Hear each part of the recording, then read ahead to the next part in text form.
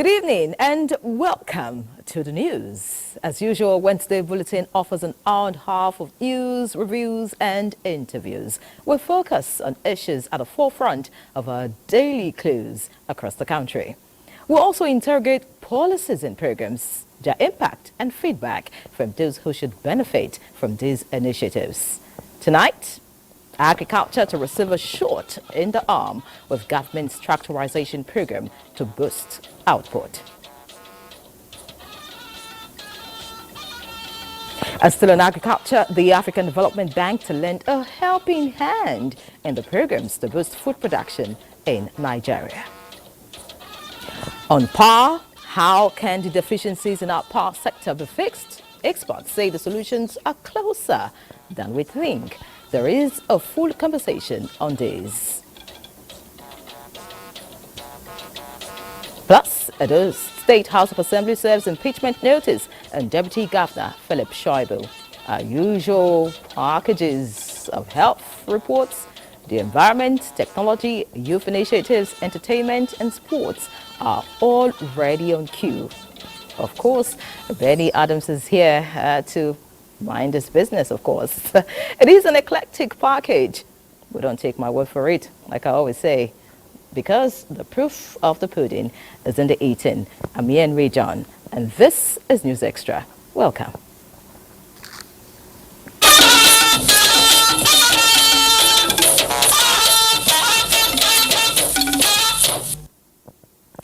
President Tinubu has executed policy directives to improve the investment climate and position Nigeria as a preferred investment destination for the oil and gas sector in Africa.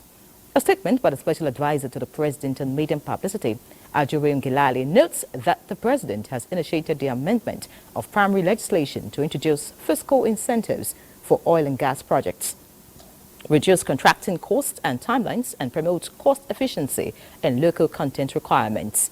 To this end, the president has directed the introduction of fiscal incentives for non-associated gas, midstream and deep water development, streamlining of contracting process to compress the contracting cycle to 6 months, and application of the local content requirements without hindering investments or the cost competitiveness. Details of these policy directives will be gazetted and communicated by the Federal Ministry of Information and National Orientation. These incentives were developed in collaboration with the Federal Ministry of Justice, the Federal Ministry of Finance, Federal Ministry of Petroleum, and other relevant ministries and agencies. The Special Advisor to the President on Energy has been directed to continue coordinating the aforementioned stakeholders to ensure the implementation of these directives within a stipulated time frame. In other news, President Bola Tinubu has congratulated Dr. Akinwumi Adesina, President of the African Development Bank, AFDB, on the award of the prestigious Obafemi Awolowo Prize for Leadership. The President, in a statement by his special advisor on media and publicity, Ajurin Gilali, commends the AFDB President for his visionary and noble endeavor to transform agriculture in Africa and ensure food security in the continent. Recalling the growth enhancement schemes revolutionizing Nigeria's agricultural value chains, he introduced as the then Minister of Agriculture and Rural Development. The President acknowledges Dr. Adesina's unblemished records, tried and tested integrity, as well as his immense leadership and development strides, particularly in agriculture, efforts of which have earned him numerous honors and recognition globally, including the World Food Prize in 2017. Dr. Adesina joins the pantheon of other previous winners of the award, such as Nigeria's Nobel laureate, Professor Wole Soyinka, former president of South Africa, Thabo Mbeki, and lawyer and educationist Chief Afe Babalola. Now, there is a ray of hope in Nigeria's quest to attain food sufficiency following the commitment of the African Development Bank to facilitate the cultivation of 118,000 hectares of wheat in the country. Yahanusa Hassan Barrow reports that this is in addition to supporting researches in drought-tolerant maize and sorghum. The report. Nigeria has over the years been faced with food insufficiency due to climate change variability. Although Africa, Nigeria inclusive, only accounts for less than 4% of the gas emissions, unpredictable weather conditions are having serious impact on the lives and livelihood of the populace. To address this uncertainty, the African Development Bank is engaging researchers to come up with highly modified and drought-resistant maize, sorghum, and wheat seeds that will survive in temperate regions. That you have climate change doesn't mean you should be too scared. You know, the African Development Bank supported Ethiopia with heat-tolerant wheat varieties that in 3 years allowed them to become totally self-sufficient in wheat. They are now a net exporter of wheat. And I'm delighted to say that the African Development Bank this year is supporting Nigeria. This dry season to cultivate 118,000 hectares of these heat-tolerant wheat varieties. The Center for Dryland Agriculture, Bayero University, Kano, among the centers the bank will engage. The center has made a lot of breakthroughs, including microorganism modification to reduce methane secretion in animals. With the state-of-the-art facility, the director of the center, Professor Muhammad Jibril, said they will collaborate with the bank to produce highly modified seeds. In Kano, Yohana Hassan Barrow, NTA News. Away from Kano, but still on agriculture, food security is now a major concern, and it is dominating discourse with government making commitments towards addressing food insecurity in the country. One of such commitments is the provision of heavy-duty farming equipment for smallholder farmers to enable them expand production. Musa Babali reports that President Tinubu has consequently directed the production and supply of 2,000 tractors annually. Nigeria is among the countries with the lowest utilization of heavy-duty equipment for farming activities, with 0.27 horsepower per hectare against the FAO recommendation of 1.5 horsepower per hectare. The total population of tractors in the country was put at 50,000. What that implies is that we are still at subsistence level in terms of the equipment our farmers use to carry out planting, weeding, harvesting, and all the other, activities in agriculture. To bridge this tractor utilization gap led to misunderstanding between the federal government and John D. Group. The MOU signed under the directive of the president is for the John D. Group to produce 2,000 tractors every year for the next 10 years. The agreement was signed in November 2023, and this is a follow-up by management of the producers. It's a bigger scheme. It's a longer project that we are working on, and we are really excited. We know this is going to work. We just need to cross the last couple of hurdles. And this is a program that would also not only impact on John Deere. We have other programs that will come into being, like the Green Imperative program that is from the Brazilian government with the assistance of Deutsche Bank, where we are going to set up 774 service centers that is in each local government of the Federation. The government is also expecting another 6,000 tractors under the agreement with Brazil under the More Food program. Musa Baba Aliyu, NTA News. Let's now head to the National Assembly, where Tuesday night's attack on communities in parts of Benue State with reported loss of lives and property has attracted the attention of lawmakers in the Senate as they urge authorities to do more in preventing security breaches. National Assembly correspondent Lamiele reports that the issue came up as a matter of urgent public importance, with the leadership resolving to meet President Tinubu to present legislators' perspective on how to address national security challenges. Senator Emmanuel Udende, representing Benue Northeast, raised the issue as lawmakers settled for the business of the day. He noted the impact of the spate of attacks on economic and social life of residents. The residents of the villages and communities now find themselves targeted on a daily basis by heavily armed terrorists.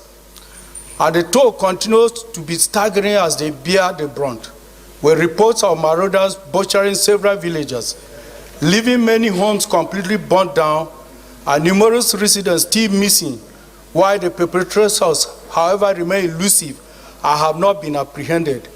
Some of these bandits hide out in forests in our various communities, like in Agatu, like I said that time. They have forests and they have locations. So the mystery of it is that why have we not been able to pick them out of these forests? If you continue to do the same thing over and over again, and you do not get, you get the same answer, nothing being done. Need to sit down with Mr. President, who is the Commander-in-Chief. Our securities have the capacity. All they need, as I said, is team. Training, equipment, motivation.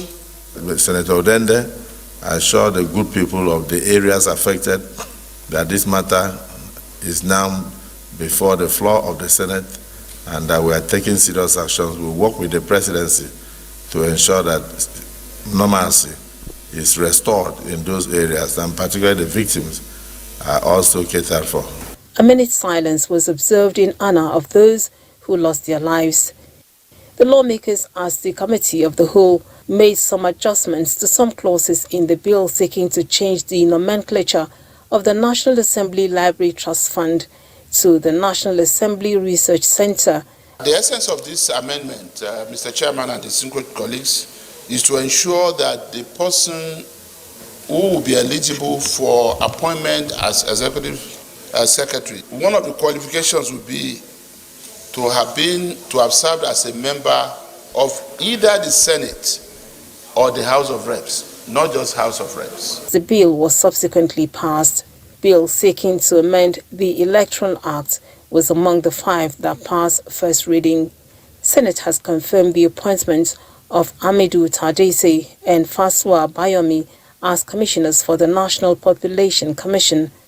The report of the Committee on Ethics, Code of Conduct and Public Petitions was adopted as it urges University of Abuja to rescind its decision on the rustication of a student, Igwe Chukwuemeka, on alleged wrongful accusation.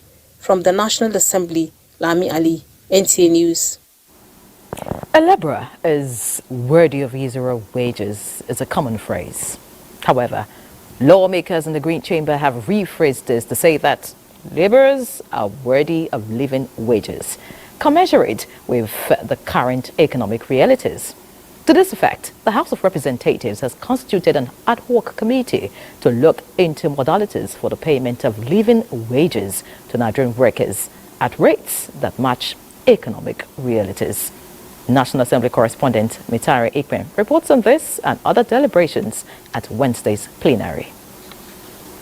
Team Minority Leader Aliyu Sani Madaki presented a motion on behalf of 40 lawmakers who are pushing for a new living wage for workers. He argues that with growing inflation, the purchasing power of workers is increasingly on the decline. Presently, no laborer can live in Nigeria with a wage of less than 100,000 naira. Unless very immediate and pragmatic steps are taken to improve the income of Nigerians, more Nigerians will go down the economic line, with the poor population increasing. The House drew the attention of security agencies to the tide of banditry in Katsina State, calling for urgent security measures. Some gangs of armed bandits from neighboring Kaduna and Zamfara states are making all efforts to gain control over some communities in Katsina State.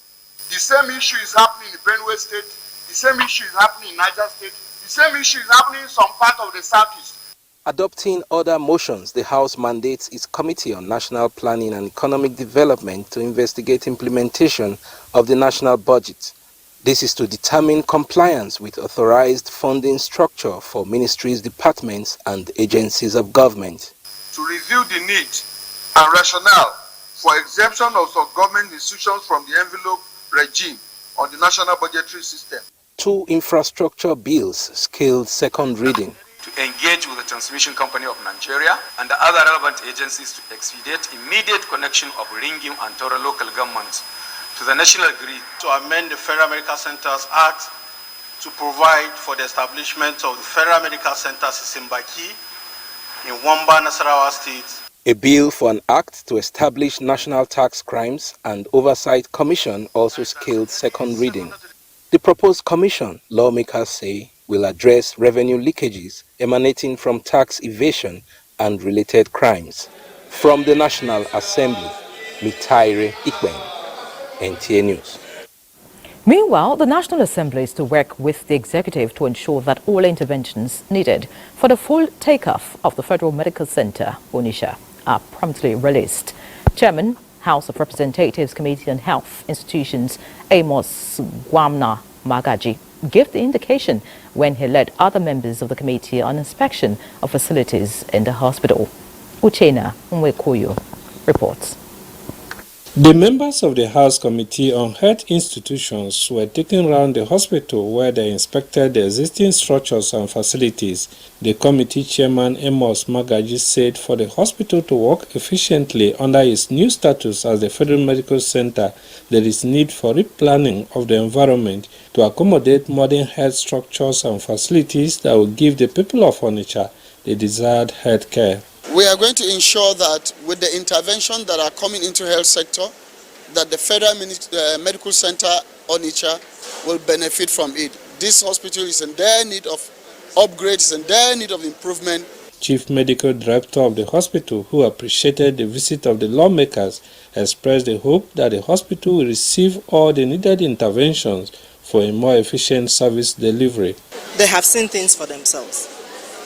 They have observed urgent attention, our theater complex, A&E, that's accident and emergency, both adult and pediatric, our theater, our GOPD, the general outpatient department, the wards, everywhere.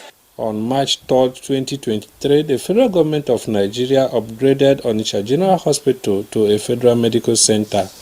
In Onitsha, Uchenna Nwekoyo, NTA News. Time for a break. Please stay with us. Welcome back.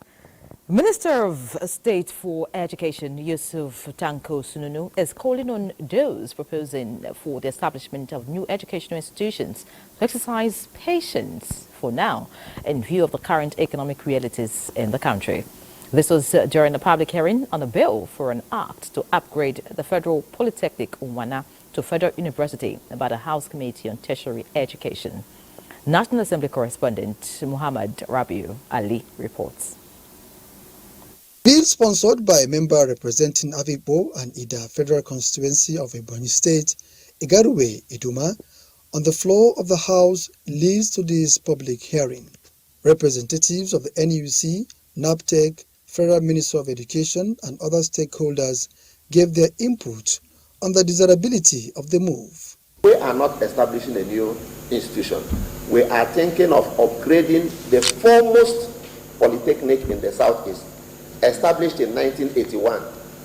It will not be nice for us to just look at the institution being converted to university. It will add no value. For us to leapfrog and catch up with what is happening, the fourth technology revolution going on, we must know that right now, our major issue in the country is out of school children. And we have all been moving from one place to another, saying that depending on the figure you use, we can say that we have a range of 10,600,000 to 20 million out of school children. And these are part of the major issue in the major thematic area in the 8th point of Mr. President's agenda, that we must get them back to school. The Committee on Tertiary Education put forward its recommendations, querying Federal Ministry of Justice for not honoring the invitation. I therefore wish to assure you that as members of this committee, we will continue to do our utmost best at all times. Also, our doors are always open, and we welcome any positive and important initiative, either in form of bills or motions targeted at improving the standard of university education in Nigeria. The committee is expected to submit its report back to the plenary for consideration and possible passage.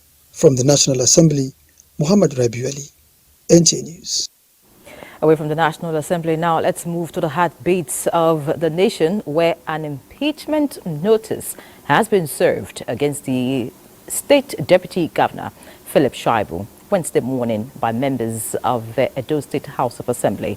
The petition, which contained the notice of impeachment, was allegedly signed by 21 of the 24 lawmakers, and the clerk of the House is to serve the notice, giving Philip Shaibu 7 days to respond.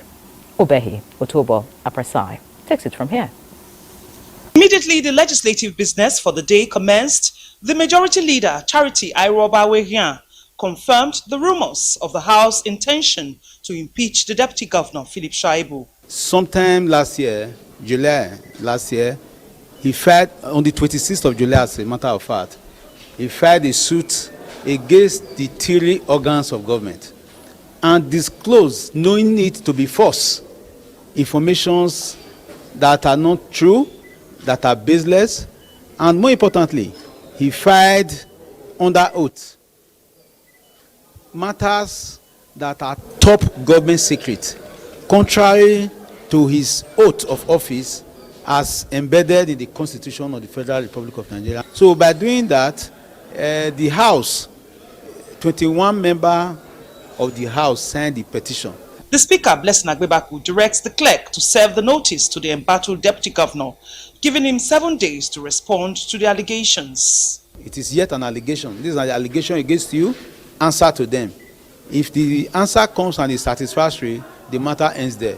If it is not satisfactory, a motion will be moved, supported by 2/3 majority of the House, and the matter will now be slated for investigation.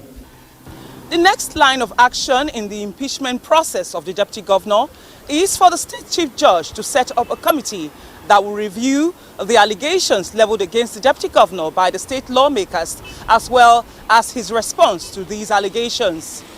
This is to ensure that due process is followed from the State House of Assembly. Obehi Otoba Presai, NTA News.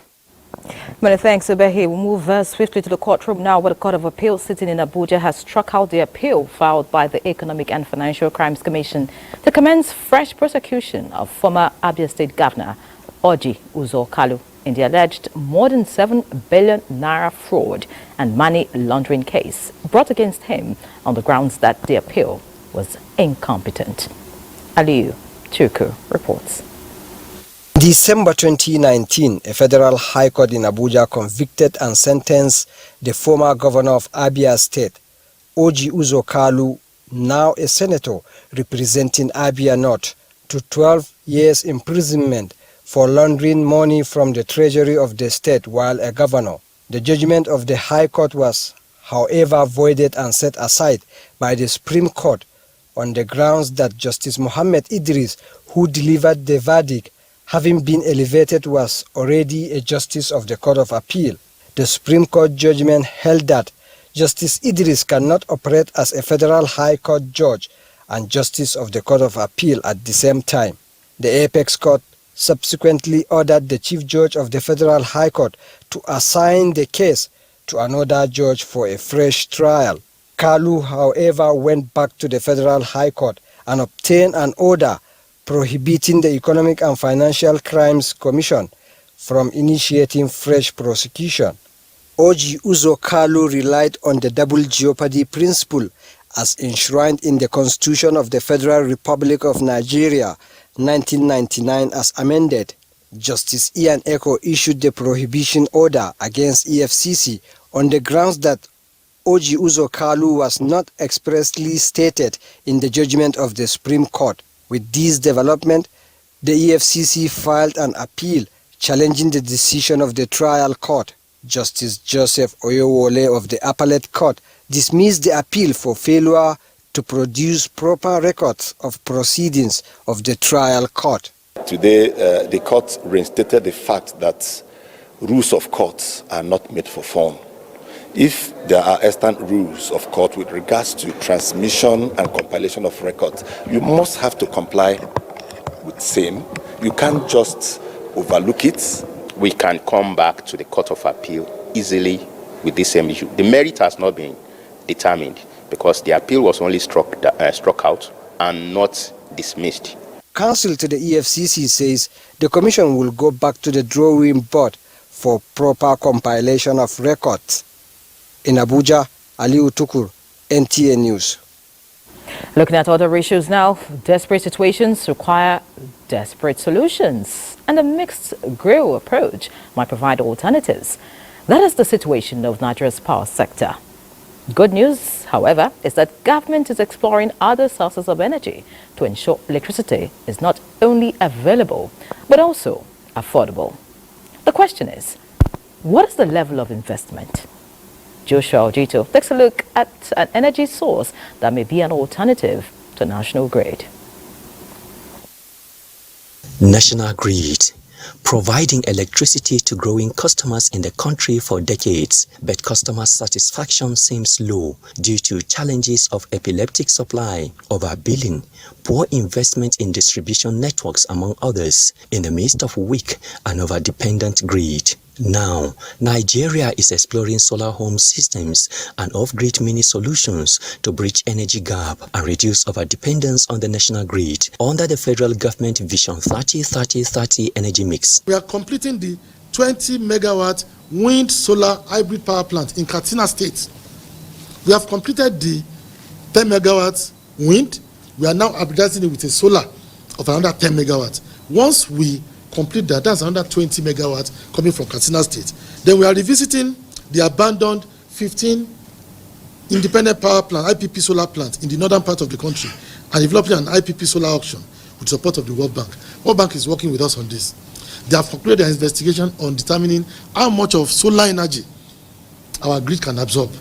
If you have 50 megawatts across 15 locations, we are talking about 750 megawatts of solar energy that will plug into the grid. Renewable energy is actually a welcome development, and Nigeria has taken advantage of support from multilateral agencies, from the World Bank, from the African Development Bank, from the USAID and other developmental agencies to make sure that our people have access to this. Implementation of energy mix vision on course, but there are fears that Nigeria cannot meet the 2030 target of 30,000 megawatts renewable energy due to low investment. It's era of renewable energy, solar, wind, plant, and all of those.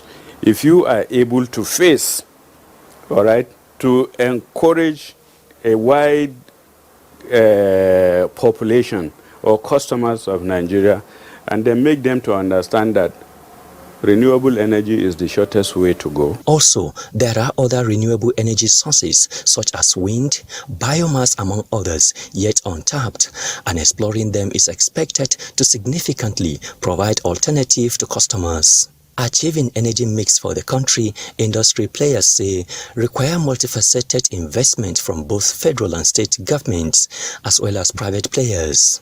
In addition to full implementation of initiatives such as Renewable Energy Micro-Utility Program, REMU, of the federal government, incentives to investors to encourage investment and make prices of renewable energy infrastructure affordable to customers. Joshua Ojito, NTA News. Many thanks, Joshua. Joining me now to discuss more on that report is the President, Governing Council, Renewable Energy and Energy Efficiency Association Alliance, Professor Magnus Onoha. Many thanks for joining us, Prof. Thank you so much. Thanks for having me. How can you assess the level of investment in renewable energy in Nigeria? You know, oftentimes we talk about people adopting renewable energy as an alternative to electricity from the national grid, but there are concerns that this infrastructure are out of the reach of an average customer. How can this be accessible at affordable price? Well, I would say that Nigeria has taken off. But all we need is strategic plan towards this transition movement away from the fossil fuel to clean energy. Absolutely clean energy, in the sense that we are looking at energy that will enhance the integrity of the environment, provide jobs, and as well as ensuring that opportunities are right there. Energy transition, I will say that Nigeria has really done well in terms of policy and all whatnot. But the key thing there is, I've always said, incentivization. What do I mean? What happened? We don't like what happened in the oil and gas to happen in this trend. Government have so much invested so much in are encouraged investors in the oil and gas, but in the renewable energy space, it's been like a drop in the ocean. And unfortunately, that is an area that it's important that Nigeria take all amount of proactive measure towards ensuring that the private sector is encouraged to get into the sector. Like I mentioned, the upfront costs, the opportunities, the upfront costs. How do we government? Let's take in 2016, government made provision for 14 PPAs. They gave us that opportunity, but the essence of that 14 PPAs is to put in 1,250 megawatts of solar in the grid, But as I speak to you today, there has been a logjam, not from the fault of those PPAs, but government taking the proactive measure, keep that logjam. Why can't you thaw the ice? These are organizations that have taken the risk to invest in the sector. I can see the minister really now trying to bring out this number of megawatt. That's good, but the issue at stake, government, have you been able to take the bull by the horn, incentivize this sector, encourage these organizations that have taken the risk? You are talking about subsidy. There was no subsidy, and they took that risk. Now, up till now, you've not said, until government takes it as a matter of priority, if the issue of delivering the 30,000 megawatt will be a mirage. So Prof, from what you're saying, you don't think that Nigeria can achieve its vision of 30-30-30 energy mix of 30 megawatts of renewable energy? Yeah, it is doable, because if you look at the energy mix, we live in Equator, all right? What is the implication? The solar system, solar is there, the wind, even the green hydrogen. When you look at it, those clean energy are coming into. But the issue at stake is that, have we been strategic enough to say of a truth that we can achieve this? The answer is no. I make bold to say it. It's not all about, yes, we have different enabling environment, we have the Energy Transition Plan, we have so much policies and measures, even the Electricity Act. 90% of that, the provisions of that act is on renewables. But I'm not saying that. Just last week, Rural Energy had a stakeholder meeting with the state and the discos, okay? And I like what they did. The idea is to bring in the subnational into the loop. The state has gotten the mandate now to make laws and regulations to generate and as well as to distribute. That's in line with the Electricity Act of 2023. But what we're saying in effect is that the state will now sit down, have state-specific map out, the energy mix, clean energy mix that will suit each state. Let me give you an instance. I look forward to having what we call a community-developed clean energy space or renewable energy model that will involve the community taking ownership, because in Nigeria electricity demand is still urban bias. We are looking forward to having 60-70% of Nigerians that live in rural area doesn't have access to this. So what we seek to achieve energy access and security in the rural areas. If we can say each state, each locality, community have one megawatts of mini grids, based on the opportunities of investments or local community opportunities. When you take that, then government should now begin to incentivize based on the models, for the community. It's community. I am advocating a community-based model for these mini grids. Thank you so much, Professor. And that's exactly Onuoha. what I don't honestly. We have been a lot of rhetorics. We said so much. I don't have time here, but government should come, get in touch. Let's engage them. We've tried as much as possible to meet Nigerian Governors Forum as well as the government to see those of us in this space that we must follow through.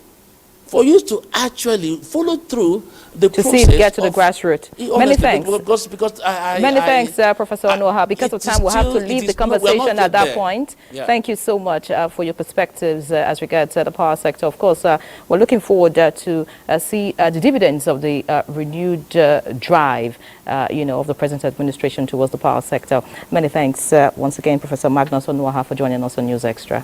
Thank you so much. All right, so looking at other stories now, do you know that construction of roads and flyovers are central to everybody's demand? Especially in today's societies, experiencing continued population growth, resulting into chaotic transit experiences. Well, I heard that in Borno State, the Maiduguri-Kano Road by Borno Express Terminus, another flyover is under construction, and it is 95% completed. This is to enhance ease of movement in the city's associated large-scale hustle and bustle. Zainab Adam will take us on this ride. From 6 a.m. to 6 p.m., the Maiduguri-Kano Road by Borno Express Junction witnesses large volume of vehicular movements as people ply the road to the city center, go to school or work, and travel out of the state. This movement is usually a chaotic one, with frequent road crashes, thereby forcing deployment of policemen to control the traffic. In search for lasting solution, Borno State government approved the construction of the second flyover in the state, the Borno Express flyover, to the tune of over 5 billion naira to ease movement. Maiduguri has grown, and with the growth comes the need for road infrastructure network. The flyover expanded the road and it makes Maiduguri residents happy. I am grateful to the governor over the construction of the flyover as it is our movement and captivate one's look. It's very smooth and it's very nice. We really appreciate the governor for the effort he did. To a first-time visitor to Borno State, the flyover is captivating and appealing. Yeah, see the interlock. I love it. And the bridge, very cool. The government, the governor and his people, they are doing great. The flyover does not only connote beautification of the state, but safeguards individuals plying the road, considering its standard, as the era of road accidents and holdups is a bygone now, only if speed limits are reduced and controlled. In Maiduguri, Zainab Adam, NTA News. And from Borno State now we move to Yobe State and the fulfillment of the renewed hope agenda of President Bola Ahmed Tinubu in providing affordable houses nationwide. The Yobe State government has handed over 50 hectares of land to the Federal Ministry of Housing and Urban Development to execute the mass housing project in the state. Adam Yusuf Ali reports. Over of the 50 hectares of land which was clearly demarcated to the representative of the Federal Ministry of Housing and Urban Development, Federal Controller Atta Peter, marks a significant milestone and commitment of President Bola Tinubu's government, with Yobe State being the first in the northeastern region to benefit from the nationwide mass housing initiative. The 1,000 housing estate, if completed, will be sold at affordable rates based on need to own an accommodation, which is one of the basic challenges faced by people in the state. Like the first phase that we are starting now is 250 housing units. Very soon the contractor will move to site and start his work. And actually the site will have provision for infrastructure, both road, water, and the necessary facilities within the estate. To address that problem, this is why such project is being initiated. The state government on its own hand is also doing its all possible best to see how they can also address as well. That's why they partnered in giving the land. Part of the project is to ensure full compensation or equivalent relocation of the original landowners to ensure transparency and compassion to the people whose farmlands will be used for the project. In Damaturu, Adam Yusuf Ali, NTA News. In other news, Kogi State Governor Ahmed Usman Ododo has commenced inspection of ongoing major projects across the state, pledging to prioritize investment in quality education to nurture leaders capable of propelling the nation's economy towards greatness. Ajibola Christopher reports. Governor Ahmed Usman Ododo visited Kogi State University in Kaba to inspect ongoing projects. Accompanied by government officials, the governor promised transparent and sincere service. So we thank God with the level of the project. I'm satisfied with the quality of the job so far. Professor Kende Eniola is the Vice Chancellor of the university. This success that we have seen is because the government of Kogi State has supported us in every way. It has brought challenges, and that is one of what we want to present today. One of it is we need accommodation for classrooms.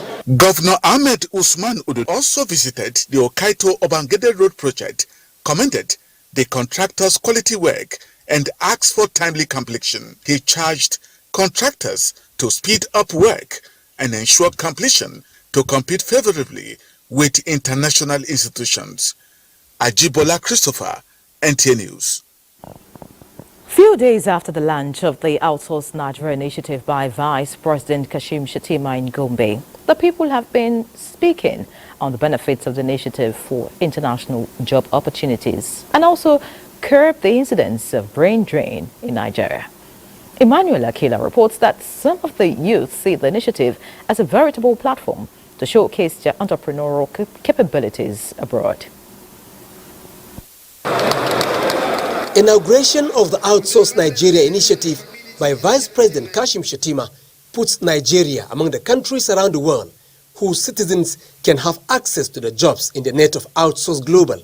There were so many Nigerian youth that risked their lives trying to cross the oceans to go to Europe and America seeking for a job and what to do. It's actually a nice initiative, an idea that will help and guide them. Political economist Abdul Qadir Saleh is proud of the capacity of Nigerian youths as they explore the global marketplace, which the Nigerian government has brought to their doorstep.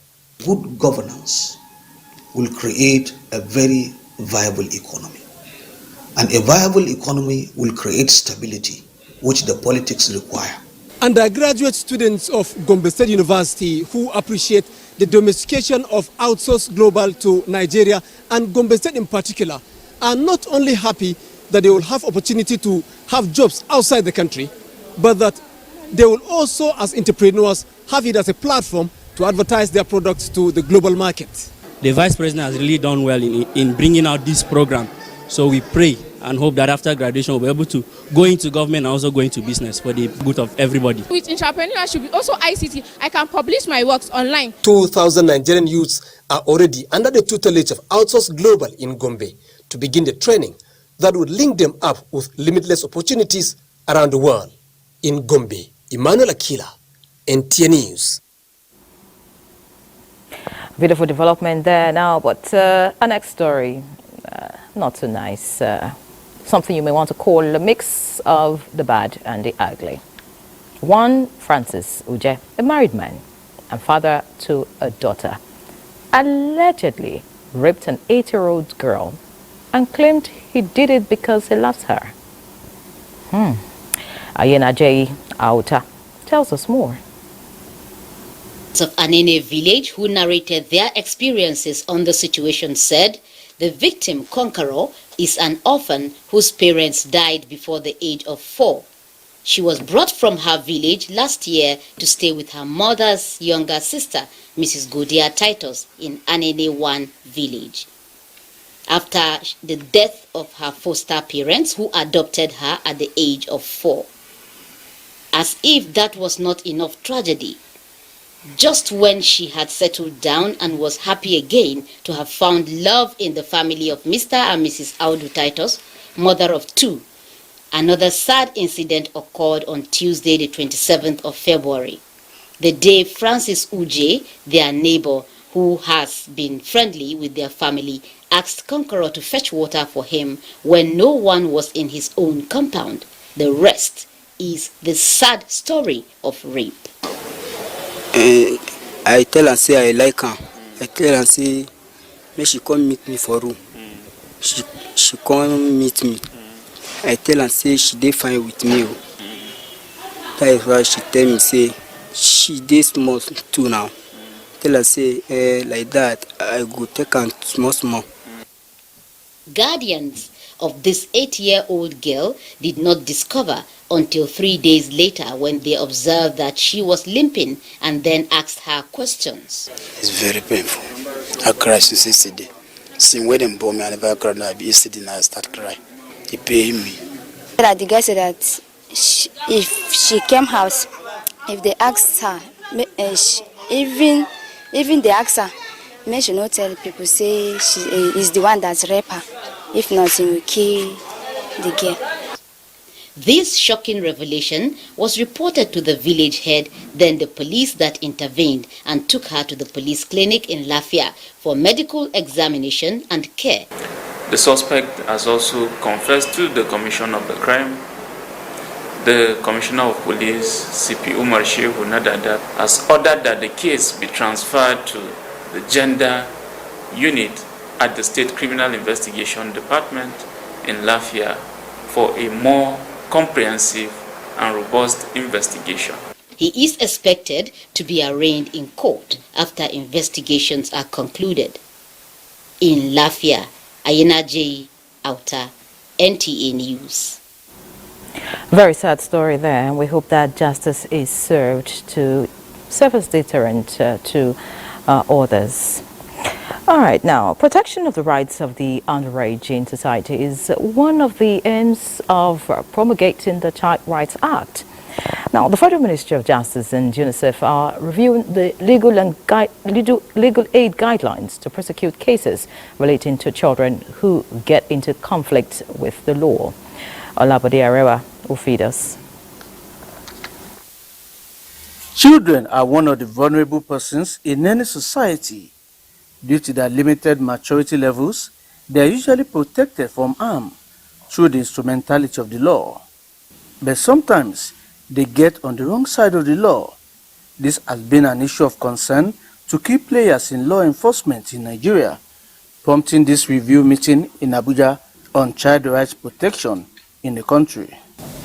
Most children who are in contact with the law find the experience of legal proceedings confusing at best and a source of fear, distress, secondary victimization at worst.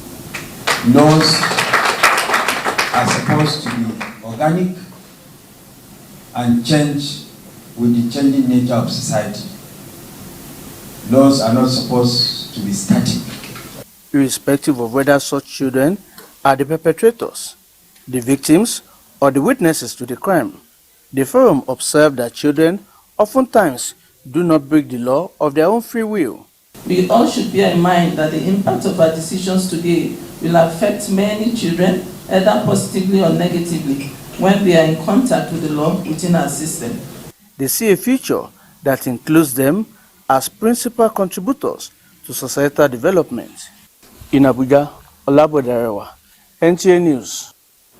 The Presidential Communication Command and Control Center in the Office of the National Security Advisor says there are gaps in the timing and capabilities of crisis response agencies, hence the need to organize a crisis response recall exercise.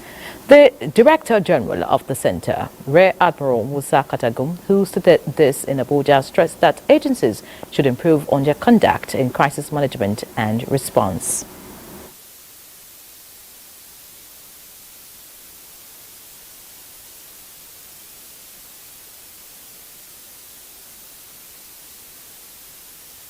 The most important thing is that we know that gaps will continue to exist. And we are not lying low. And that is why the NSA has tasked us to conduct this exercise. Don't forget, what we see an agency lacking, we are going to write to them and efforts will be made to provide for them. This exercise, organized by the Presidential Command and Control Center, is to evaluate their timing, professional conduct, and functionality in the event of emergencies.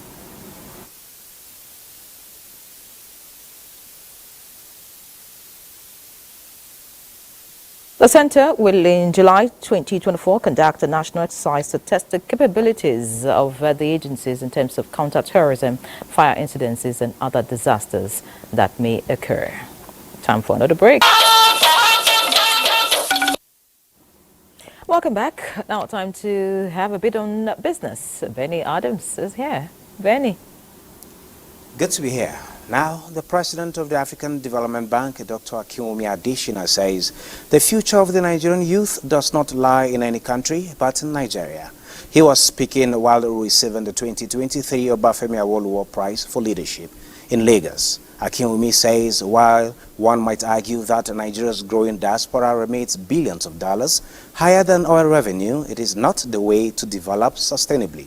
He says AFDB unveiled a $614 million program to support Nigeria's digital and creative enterprise to create 6.3 million jobs and add 6.4 billion naira to the economy. This is in addition to an entrepreneurship bank coming up soon. So this Youth Entrepreneurship Investment Bank, as you know, Mr. Vice President, we are going to our board this year for Nigeria, and it will be for $100 million.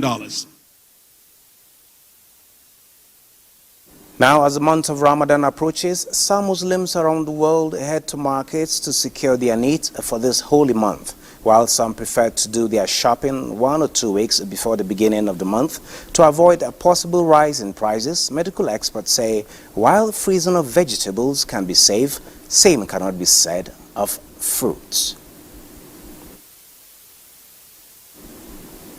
الطريقة ديال تجميد الخضر ما فيهاش مشكل كبير ولكن There are some food items that should not be refrigerated, like fruits, which is dangerous to health.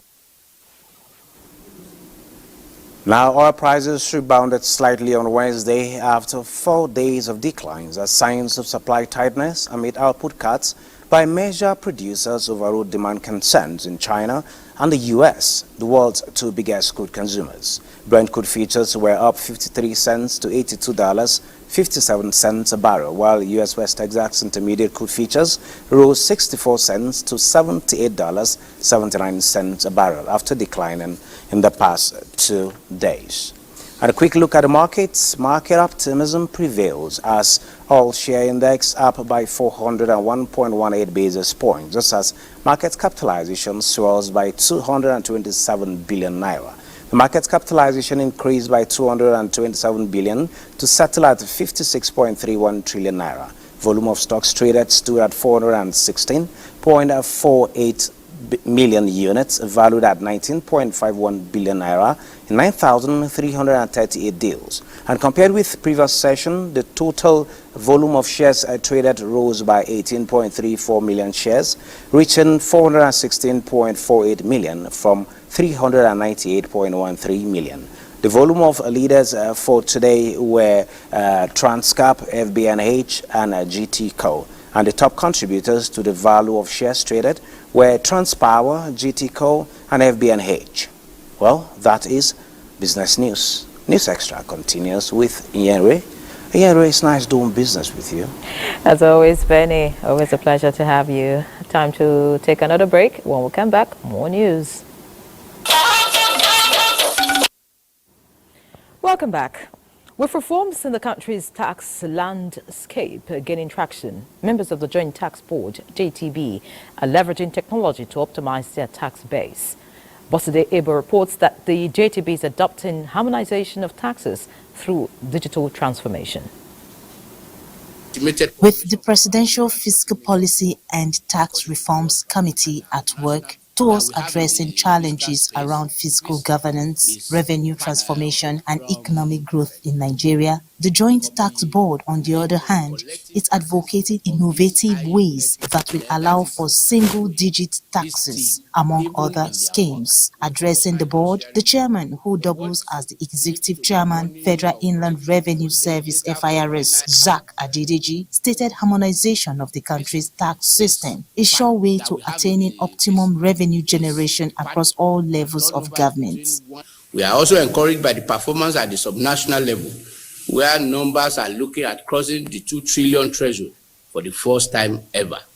We are not imposing more taxes on people. We are just expanding the tax net. So everybody will pay their fair share of taxes. The board says with the single unifier for identification, the tax authority can access taxpayers' activities towards the actualization of increased revenue. In Abuja, Bosede Able, NTA News. Away from tax numbers now, trees provide a number of benefits to the world around us, from producing oxygen and absorbing carbon dioxide to filtering pollutants from the air and the urban heat effects. Its benefit to man and his environment is all-encompassing, even in the quest to address impact of climate change. Charles Alpha, in this special report, takes a look at the culture of tree planting for an enhanced respiratory condition. Tree planting is essential for life on Earth. Not only does it provide oxygen and clean air, it provides habitats for wildlife as well as filters pollutants from the air. Its importance to reducing soil erosion, regulate temperature of the environment, provide food and shelter for animals, further explains recent surge in the push to plant more. Anybody that brings down a tree or cuts a tree should replace it with at least 5. This is because by planting more trees, the amount of oxygen in the atmosphere is increased to improve air quality. This could be a lot in the issue of climate change. We need the trees to get to control the carbon and get us oxygen. Despite the importance of trees to man and his environment, unwholesome human activities such as tree felling has continued to expose the environment to climate shocks. Each minute, 2,400 trees are cut down, and between 15 to 18 million hectares of forest are destroyed each year, Rainforest Ecology says. The Nigerian government already launched a new tree planting tagged Project 250,000, where it is engaging 250,000 youths to plant 250,000 trees annually to boost its carbon sink as part of efforts to implement the Paris Climate Change Agreements on planting 25 million trees before year 2030. The government is encouraging the planting of trees, which is quite a good step. We have a very ambitious program, this Great Green Wall, trying to build trees across the northern part of the country. As much as concretes, tiles and interlocks are used by some individuals as measures, planting of trees has proven to be more natural and durable in terms of erosion control. As much as trees help to mitigate the impact of global warming and reduce carbon footprints, the right kind of tree also needs to be planted. And that is why the baobab tree, the moringa, cashew, shea and frankincense have all been recommended for the environment because of their durability and adaptive nature. Charles Alpha, NTA News. Many thanks, Charles. We need to have more conversation on the types of tree to actually plant. Of course, let's look at other stories now. Now talking about security, it was a day of reckoning for suspected one-chance criminals as operatives of the Special Tactical Squad and Intelligence Response Team launched a manhunt. Francis Form reports on this and other suspected criminals paraded at the IRT office, Guzape, Abuja. It was a harvest of arrests of suspected one-chance operators in Abuja by the STS and IRT operators. This male suspect, who specializes in one-chance, used the proceeds of the business to purchase this ash-color Mazda car in continuation of the alleged criminal act.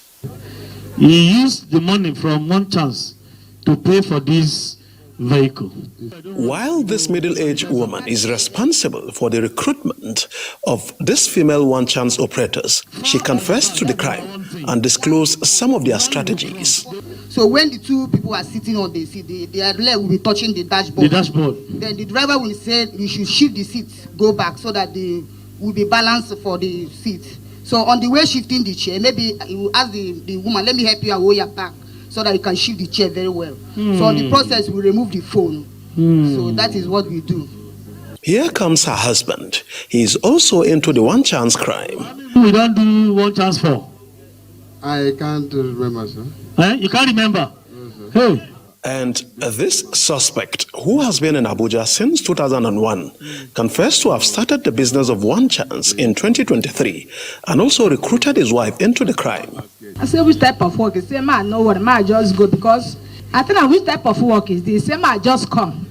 All these operations were carried out by using unmarked vehicles, not commercial vehicles, not boat, not Uber, not all these apps. Amongst the 40 suspects paraded is one of the alleged kidnapper of the children and staff of Apostolic Faith School, Emure, in Ekiti State. The victims were later released. He confessed to being in a 4-man kidnapping gang responsible for the kidnap of the children and staff of the school. Meanwhile, the force assured that all the suspects will have a date in court upon the conclusion of investigation. Francis from NTA News. And away from security-related matters now, the Joint Admissions and Matriculation Board, JAMB, says all candidates sitting the 2024 mock UTME scheduled to hold on Thursday, 7th March 2024, are allowed to enter the examination hall with ordinary HB pencil for numerical analysis if they so desire. The board says the clarification became necessary following a series of inquiries from candidates and the public regarding whether HB pencils are permitted in the examination hall as a writing material. The board has, however, okayed the use of ordinary HB pencil during the upcoming mock UTME and the main examination scheduled to commence on Friday, 19th April 2024. Candidates are asked to ensure they are not in possession of other prohibited items. Time to let some more commercials breathe. Remain put. Good to have you back. 12 years after its creation, the Obafemi Awolowo Prize for Leadership chose its 4th leadership recipient in the person of Dr. Akinwumi Adesina, the 8th elected president of the African Development Bank. President Bola Tinubu, in a message through the Vice President Kashim Shettima, described the recipient as a man who exemplifies true leadership. Today we are here to celebrate a maverick changemaker who has not only flown our flag all over the world, but has dazzled the world with the nobility of his thoughts, indispensability of his ideas, and dynamism of his actions. Today, we gather to honor a man who has carved his path in one of the most challenging offices to lead, Dr. Akinwumi Ayodeji Adesina. Like Chief Aulo, our honoree today has exemplified the values that have shaped the course of history at all the institutions he has headed, all the offices he occupied.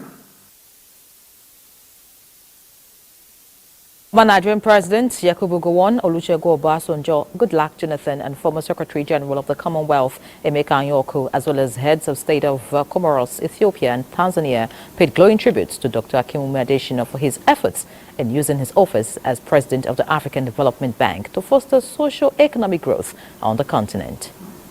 Can only best be described as having been very well done.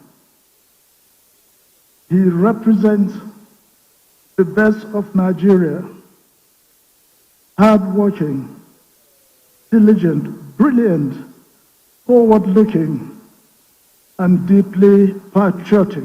Just as Chief of Wolowo, Adesina is one among the few visionaries for Nigeria's and Africa's development. Indeed, you could not have chosen a more deserving person. It was common then to hear the phrase, Agbeloba, farmers are kings, uttered with great pride.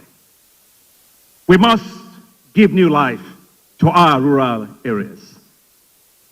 If Chief Awolowo could do this in the 1960s, then there is no reason why rural economies today should be immersed in extreme poverty. The prestigious Obafemi Awolowo Prize for Leadership Award in honor of the sage is given every 2 years. And that is a gold medal. It's a real gold medal. Dr. Akinwumi Adesina.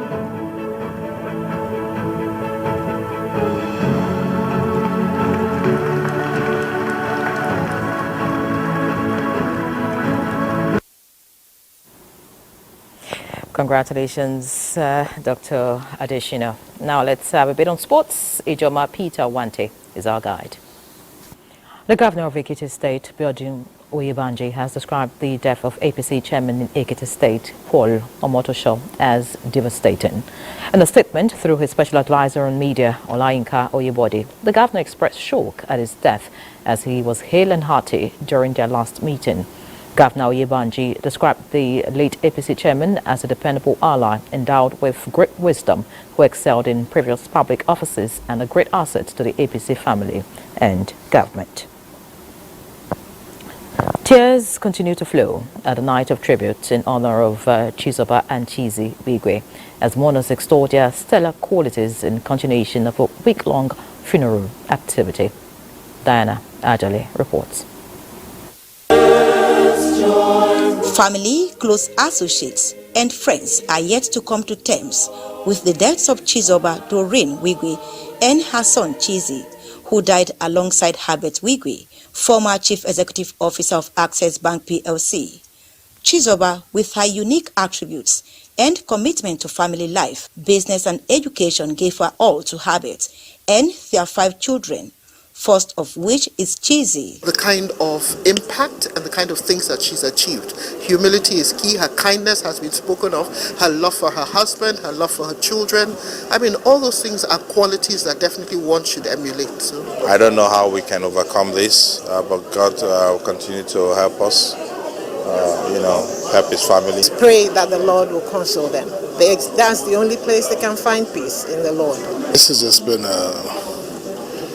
it's like a bad dream for everybody, it's very emotionally draining. The life of Chizi was that of passion and commitment with which the 29-year-old handled professional, intellectual, and work ethics. Went to the same primary school, and we have some friends, mutual friends, so we always tend to bump into each other and, meet and greet. It was a very, very vibrant, energetic, funny, charismatic. It's some kind of closure for us, and I hope that, it's not the longest lived life, but what a full life, what an impactful life. It's a few years especially, we have been a lot closer. It's been a terrible loss. The wife, Chizoba, acquired her first and second degrees in the United States and returned to Nigeria to establish a flourishing business until death came calling. The memories of the 3 members of the Wigwe family and their legacies, many say, will continue to live on. In Lagos, Diana Ajale, NTA News.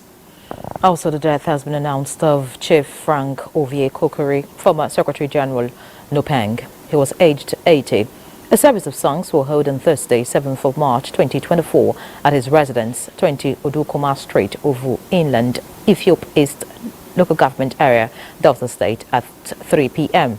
Funeral service will take place on Friday, 8th of March 2024 at St. James Anglican Church, Ovurie, Ovu, Ethiopia West Local Government Area, Delta State at 10 a.m. The Thanksgiving service will hold on the 10th of March 2024 at St. James Anglican Church, Ovurie, Ovu, Ethiopia East Local Government Area, Delta State. And that concludes News Extra tonight. Many thanks for investing your time with us. Do have a good night.